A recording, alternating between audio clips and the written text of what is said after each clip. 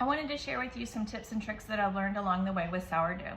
So when I first started out, one of the first things that I purchased was a scale. I thought I didn't need one at first, and I was like, oh, I can just do this without a scale, but it is very important when you're first starting out to buy a scale. Make sure you do it in grams. Most of the recipes call for grams. And then also the tare button is when you have like your bowl on here and you need 35 grams of sourdough, you can tare it so that everything cancels out to 0. So that's a good tip. Second thing is bowl scrapers. I have this scraper for bowls, and then this one's more for like cutting and stuff. These are very valuable. They just help you. It makes it a little easier. The third thing is bowl covers. So when I first started out, I was like, what do I cover these things? And I used to just cover them with cloths, and I still do sometimes when I'm, just depending on things.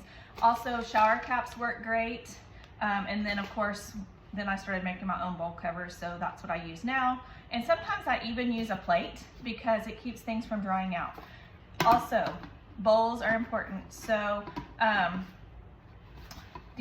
think these bowls are from Target. I think one of the boys got me these for Christmas one year, and that they work great because they're sturdy.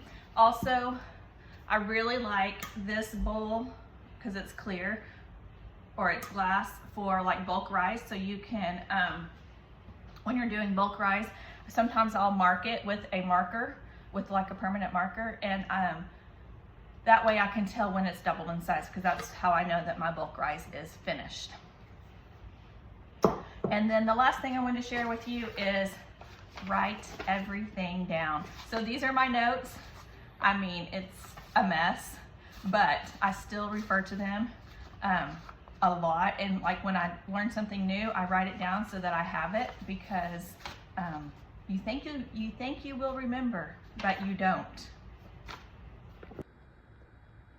Okay, one more thing. So this is my situation for my bulk rice. And another thing is, always do your bulk rice in the same place every time. That way you can kind of gauge your temperature. It's warm here in my house because we have a wood stove.